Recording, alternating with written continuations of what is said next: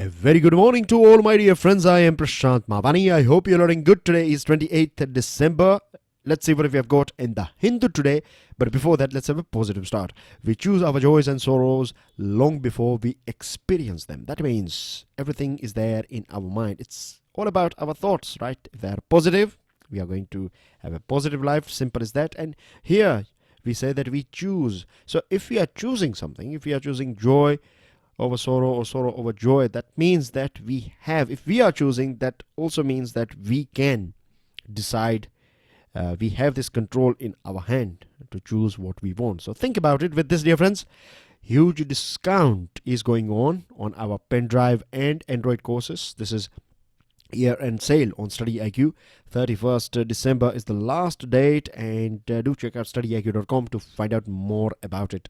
Now, the first article that we have is snooping or saving, right? You can see a question mark here because it's about a law to regulate online activity, right? Which we have to test against our two fundamental rights. One is free speech and the other one is privacy. The reason we have to test this is because we have both, right? Positive as well as negative outcomes of this law that we are trying to form, or if we are trying to regulate online activities of our users, right? When we say our users, I mean to say every one of us, right? We are on social networking site, we are using Gmail or email, right? And if you look at big five companies, big five names in this digital world, you will find five big names from USA. So the positive thing about regulating online activity is data protection. Data protection can take place when we have data localization. Now, data localization means storing the data, or data that is generated by Indians, storing it in physical boundary in our country, storing here in our country rather than taking it somewhere else. Because what happens is, see these big names, you have Facebook, then you have Twitter, Amazon, Apple, Google, all these big names, right? Their servers and their storage data and everything is located there in USA. And as per a law in USA, all these companies, right, they cannot deny USA government. If USA government wants to access data of anything, right, that is stored by these companies, then these companies are obliged to provide this data to government of USA. So data protection is important because when it comes to privacy, now privacy is a fundamental right, isn't it? This has been said by our Supreme Court, and privacy is our fundamental right, but this is violated on every single day by these big companies because it is sharing its this important data with so many other people as well as so many third parties. We see cases of Facebook, and in recent past as well, we were talking about this Facebook misusing or selling its data. Just a few weeks ago, or maybe a week ago, Italy fined Facebook with some 10 million euros or something, and this was because Facebook sold data of Italians. And same thing is going on with our country as well. They are misusing it. We know the case of Cambridge Analytica. So protecting data is important. So that's a positive thing about regulating online activity. But when it comes to free speech and privacy, right? For privacy, we need data localization, and that will protect our data. But when we talk about snooping or breach of privacy by government, so that's a negative thing because freedom of expression is one of the most basic thing, and it's not just about speaking or writing something on your social networking site. Freedom of expression is on a very subtle level. If you think about it, then it's also about freedom of thinking, freedom of creative thinking, freedom of thinking a bit different, freedom of being unique. These are all subtle things that I believe are associated with freedom of expression. Now, what happens or what can happen is that government can ask this Facebook or other social networking sites to remove the things that you have written on your website, or it can force this social networking sites. When I say SNS, I'm talking about social networking sites. So SNS, it can force this SNS to remove or disable your account or remove content, and it can also intercept your communication.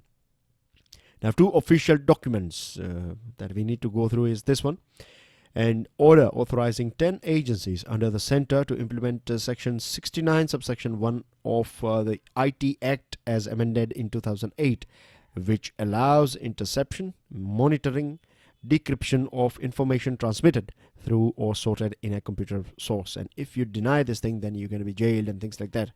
And the second is a draft proposing changes to the rules framed in 2011 for intermediaries such as internet network service providers, cyber cafes. So say for example WhatsApp, there is end-to-end encryption, so it is saved, right? No third party can look into it. That's what WhatsApp says. Now, to some extent we can believe that yes, WhatsApp is means no third party can, when you're chatting with someone, or your chats are encrypted. But here what government is trying to say is that government can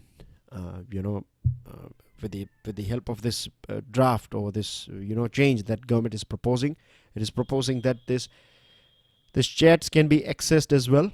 It can find out who exactly said what and when, from which place. So all these things are quite intimidating, right? Intermediaries should help identify the originator of offending content. That's what this draft is trying to propose, or this draft is proposing. So that's a matter of concern, and we have seen this thing many times. So we have few examples as well here, and we have a couple of supporting articles and editorials on board today. This trolls are still winning, and this one, India needs individual act of bravery. We are going to see a connection of, or we'll find some few points that will support our discussion on this snooping or saving. So some of these rules, originally framed in 2009, may have to be tested against the privacy case judgment now that the right has been clearly recognized. Now, the thing is, government should be working, after this privacy judgment, like privacy is a fundamental right now. So government should be working on creating an environment and cleansing all those systems where we don't find privacy. We should, government should provide us an environment where we can enjoy our privacy rather than breaching our privacy. And important thing, or the bottom line here is that, see, we have gone through some positive and negatives. We are also going to see some positive and negative points as we move ahead, as I told you in other articles. But remember, the right answer is balance, right? We have to have a fine balance. We cannot compromise with national security, but we have to define national security. We cannot just say we arrested this person based on national security, or we are snooping this individual based on national security. Then politicians and officers and bureaucrats and other people, they will misuse this act or this law, and this is something that is quite commonly misused as well in our country.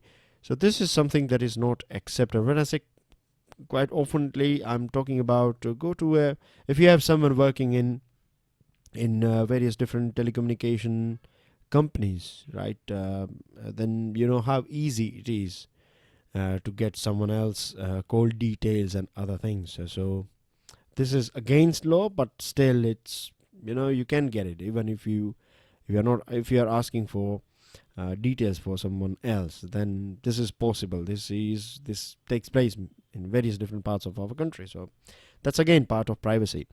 So we need a fine balance. When we say fine balance, what we can do is, say, like finance minister in today's one of the newspaper, finance minister has said that it's on front page.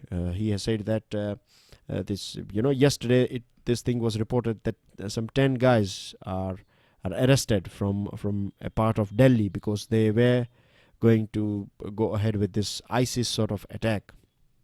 So this 10 guys are arrested based on this snooping, this NIA or this agencies where observing and intercepting and decrypting the data that they are using, and based on this thing they realize that they are associated with this sort of terrorist activity. So if this is the case, if this is what reality is, then yes, we need to define national security, and we can use it in this sort of cases for preventive measures. But at the same time, we need to have checks and balance. When I say check and balance, I mean to say that you need to get permission from someone else. Bureaucrats can't just decide everything.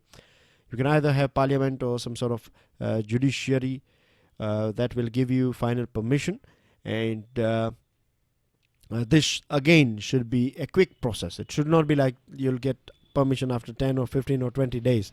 Then we'll miss this sort of things. Then that will be of no use. So check and balance. If you have someone who will give you permission, and if strict protocols are designed in such a way that we get quick permission, at the same time we can maintain privacy of individuals, then that's what balance is all about. I hope things are clear to you.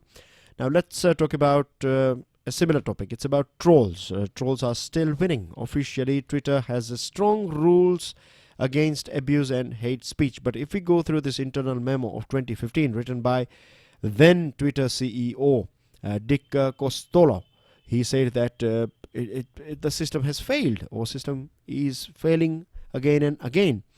Nothing happens when it comes to abuse. When you go through this toxic Twitter, this report or this study was released by Amnesty International. And remember, this sort of things, you find this toxic Twitter is a report that is released by which agency? So remember, it's Amnesty International. And many times you find this sort of questions as well, like Amnesty International's headquarters is located in which country, whether it is working under UN or it's an NGO. So background about it, make sure you go through Amnesty International's website and read about us, and you'll find everything important about it, or basic things about it. You don't have to spend hours and hours. Just 10-15 minutes quick glance and important points will be more than enough. Now, Twitter was failing in its responsibility to protect women of color, women from ethnic or religious minorities, lesbians, bisexuals or transgender women, as well as non-binary individuals and women with disabilities. Right? That's what we find in toxic Twitter, this report. In the same report, Amnesty released another study. So, I beg your pardon, another study. It's not the same report, but in another study, based on same Twitter, this Amnesty said that black women were 84% more likely than white women to be the target of an abusive or problematic tweet. Now, the most interesting part is here when we talk about our data protection and things, or this law that we are trying to bring this one, snooping or saving. See here, in this few lines, what you find is that social networking sites are not perfect. They are digital, but that does not mean that they are perfect. Look at around 6.2 million unique accounts were reported for a possible violation of its rules. For example, 2.8 million were reported for abuse, nearly 2.7 for hate speech, 1.3 for violent threats. But how many have been worked on? Like 250,000 accounts for abuse, 285,000 were acted upon, I'm talking about. So you can see a very tiny number. So here as well we find a big gap when it comes to things going wrong and actions being taken. So you cannot just rely on this Twitter or other social networking sites. Government should be strict on this thing, right? It should not be just the duty of Twitter that so many accounts are gone. They are still going on. They were 1.3 million account users. They have issued violent threats, but you can see here that only 43,000 have been deleted or acted upon. Rest of them are still going on. So that's a very minute percentage. So that's one of the reasons why I need some sort of saving. Now, battle for Dhaka. This one is about these elections that are going to take place on 30th December in Bangladesh. And democracy was restored in Bangladesh back in 1990-91. Earlier on, it was democracy, then military, and then 1990 to 1991, democracy was restored. In 2006, again, we saw a bit of military. And military was, it worked like a caretaker government. So in 2006, things were a bit shaky. And finally, this 2006 election took place in 2008. Then we saw this Prime Minister Sheikh Hasina. She is a current Prime Minister. And under her tenure, we have seen, a high growth rate, social indicators like education, health, open defecation is nearly gone. This insurgency or militancy has been controlled. So things have been good in Bangladesh. But at the same time, she is also infamous, or her government is infamous for heavy-handedness towards towards opposition, and opposition as well has been very violent. So violence is something that is quite common in Bangladesh when it is election time. Now, India needs individual acts of bravery. This article is written by a former judge of two various high court, in fact chief justice of two different high courts, so is acted as chief justice of one by one two different high courts. So it's a very interesting article. The reason why I'm saying it's interesting is because, see, each and every line here is important. Are governments across the world increasingly posing a threat to liberty? What about our country in India? Now, persons with liberal bent of mind who prize individual freedoms like free speech, gender, and racial equality are especially troubled for our country appears to be at a juncture where fundamental notions of modern India are under existential threat. That's what we find. See, this wave is not just going on in our country. We find this sort of extreme right-wing wave is going in various different parts of our of the world. In USA, also in many parts of Europe, in many parts of Asia, we find this thing that if your views are liberal, if you are talking about or caring about everyone, and things like that, then you find, when I say caring and thinking about, I'm talking about liberty, equality, right? This fundamental rights, and there are so many other things. I hope you know what I mean. So this liberal views are attacked. We saw this case of Nasruddin Shah, and this is not the only case. We have seen this thing earlier on as well. When people are expressing their views, and then we find trolling taking place, and people issuing threats, and people passing this sort of comments that you should go to Pakistan and you should leave our country, you are anti-India and you are anti-nation. And so personal freedom is something that is deeply associated with secularism, right? And secularism means one thing, that church or religion should stay away from politics. Or when I say stay away from politics, I mean to say that religion should not be, or there should be a separation of a church from state, like religion and religious leaders should not manage us or govern us. Particularly in a country like India, where we have constitution. I'm not saying they are not allowed, right? But they should not. Because if we have a Hindu, maybe religious leader who is ruling us, then of course he or she is going to, what we are going to find is a bent of, Hinduism. If we have Muslim, then we are going to find the same thing with a Muslim leader. Same thing goes for Christian or any other leader. So separation of state or separation of church from state means the state will, or the government will remain neutral for everyone. It will not support any one particular religion, right? It will not support any religion at all, right? It will be religions or religious institutions. They are free to promote their religion and their idea, but government will not support any one particular religion. That's one of the reasons why you don't find pictures or idols or pictures or things in government offices. You find Mahatma Gandhi, Ambedkar, Vallabhbhai Patel, right, national leaders, but you don't find goddesses pictures in our government offices. So that's a good example of separation of church from state. Now, sometimes secularism is also seen as a negation of religion completely. Like, I don't want to follow any religion, so I should have this right as well.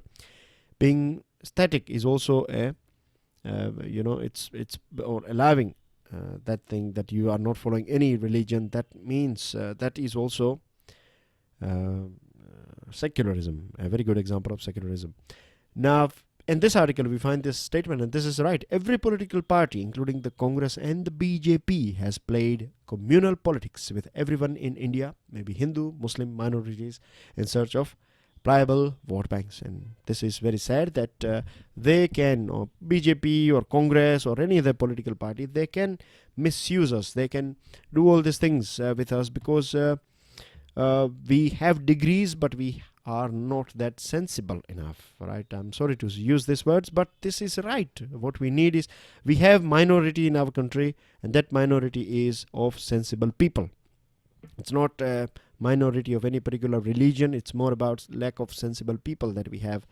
And if we have sensible people, then no one can fool us. So that's, if we are sensible enough, then no one can play around with us in the names of religion, in the name of caste, in region, and things like that. Now, most importantly, at its heart, true secularism would be driven by universal values of truth, compassion, and equality. That's what secularism is. That there should be freedom. There should be, freedom to choose. There should be compassion in society. Like if we go through these points that we find in this article from this book, 21 lessons for the 21st century. The truth not to be confused with beliefs. Our beliefs can be personal, but truth is universal. We cannot mix it up with the belief. Truth is based on observation, evidence, and inference, and is accessible to all. Truth is not like a particular book, or truth is not like a particular religion, that it is accessible to some and inaccessible to some. Truth is something that is accessible to all, just like sunlight, right? Accessible to all. Compassion comes from an understanding of suffering. A compassionate person does not kill, not because their faith tells them not to, but because they know that killing causes immense suffering, and never substitute uniqueness with superiority. So a person, a religion, a way of life, right? The uniqueness that each of us we have, right? That is also a thing that is common with us, that we all are unique. That's a common thing, and we should not substitute it. Our uniqueness, we need to celebrate, or we need to care for it.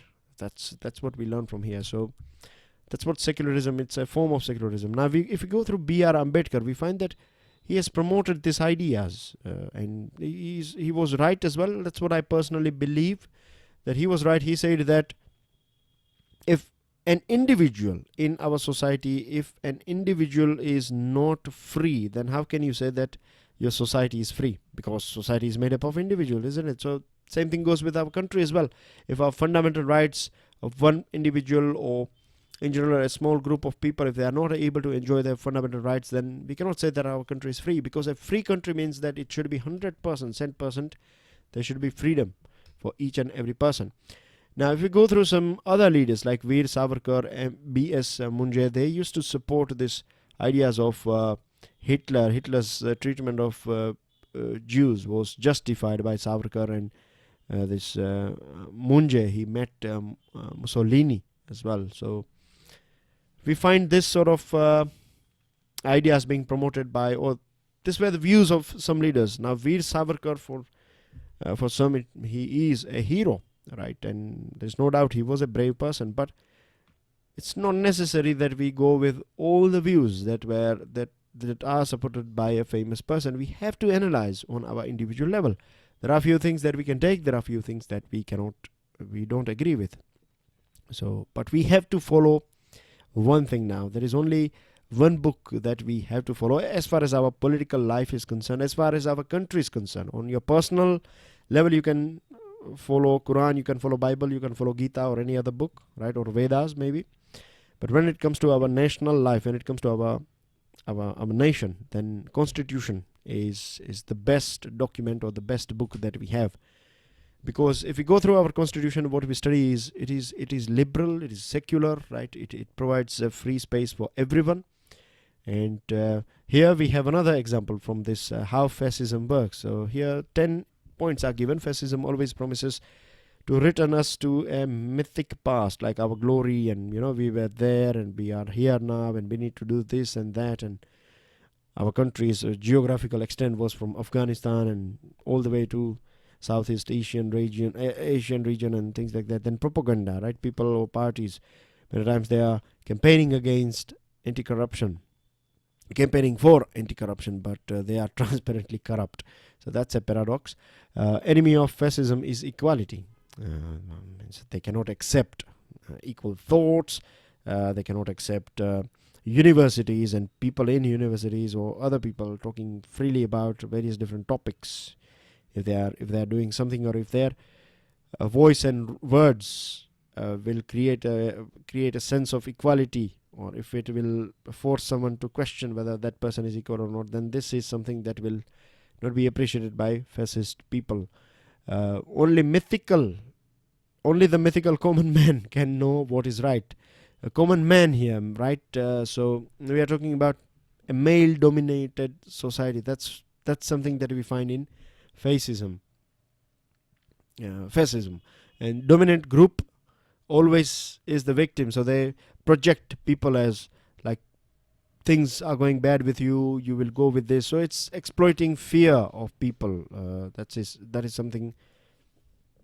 These are all tricks, right? Or ways to identify like how fascism works. It's about US politics, but we can clearly see things in our country as well. And then you have this journalist being shot at. We know that journalist was kept behind the bar for a month in Odisha for speaking or certain remarks on Sun Temple in Konark. What we are seeing in this Nasruddin Shah case, that's also an example of fascism. And if you think that judiciary will come and save us, then that's not going to happen, because the judicial system, the same judicial system allowed a journalist in Odisha to remain in jail for over a month for making certain remarks. So no one can save us until and unless we stand on our own feet, right? The ordinary citizen must stand up and loudly confront people who engage in fascist rhetoric and not be afraid. Those millions of acts of individual bravery, if we can stitch together, will save us, has been said by Professor Jason Stanley. That's everything in today's articles. Now let's see important news items. Triple Talaq bill has been passed. Infographic is there on your screen. Please help yourself with this one.